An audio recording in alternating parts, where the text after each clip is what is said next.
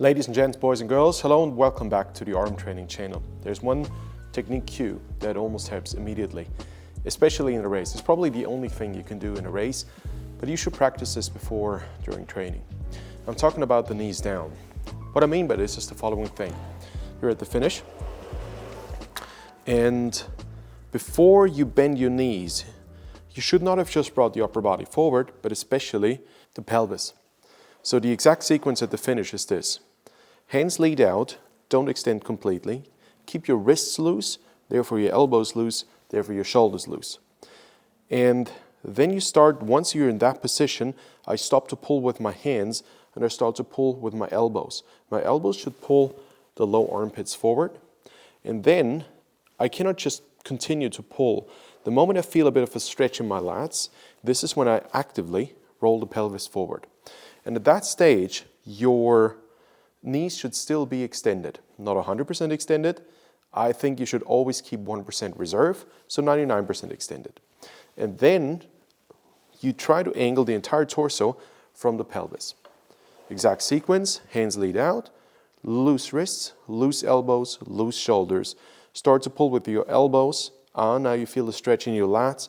Actively roll forward and try to bring the top part of the pelvis past the hip joint.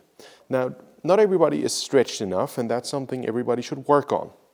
And now, eventually, when you bend your knees, now starts the post correction. Everybody's tempted now to fall back and start to do that in various degrees.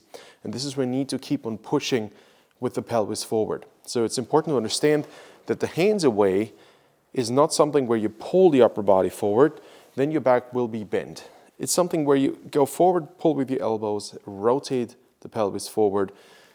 If you want to practice this, and it's just a matter of discipline, you can go for a slight bit of stretch in your hamstrings and then try to hold it. Why we do this? Your knees essentially hold your hip joints in check. Now, if you want to have a stable upper body, then you need to have it as one fully integrated unit. Now, if you just pull on the top and then try to slide, it will round your back because the pelvis has never had time to go forward. So if you imagine it this way, that your pelvis determines how far you can lean forward, it's much easier to follow that idea.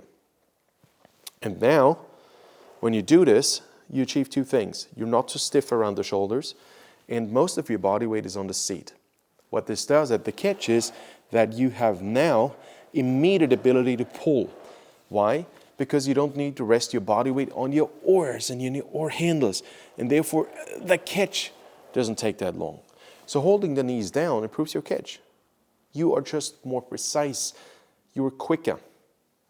And the second thing is, you can accelerate the boat. Look at the bar rower from the top camera right there. When I just do that, you see the bar rower goes towards the bow. Your boat will go towards the bow as well. Once more. That is exceptionally important because now you start a second acceleration phase. The first one is the drive. But the second one is where you start to pull the boat with your pelvis. So it's essentially an initiated body mass exchange. And the third reason, your back is in a significantly more stable position, overall speaking, because when your knees bend early, you always try to play catch up and hold it. It's very difficult to get back at it once you are in half slide position. Almost nobody does that because it's counterintuitive. You want to go into the catch. Why would you push your seat back by rotating your pelvis forward? It's actually the right thing to do, but almost nobody wants to do this. It's counterintuitive when we want to go to the catch. So get this done here. Lead out, rock over. You can cheat a little and then make sure you post correct.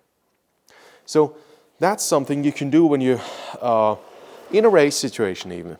Let's say especially in larger team posts. It's extremely effective. When you're rowing and you feel like, I don't know, the catch is not effective because you bend your knees early.